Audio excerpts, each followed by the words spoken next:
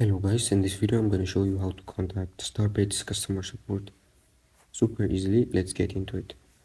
So first open up your browser and go to starbaits.gg/contacts.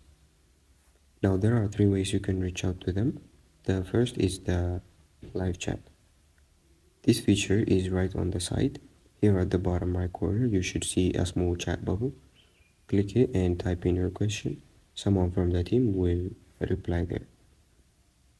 The second method, the fastest way, is just by sending them an email at support@starbits.gg. Write down the issues you have and they will usually get back to you within a day or two.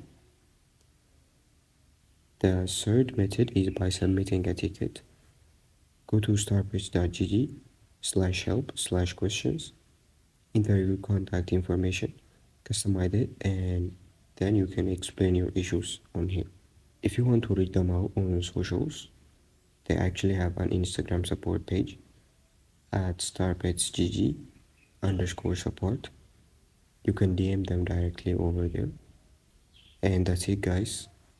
If you like the video, please hit that subscribe button. I'll see you on the next one.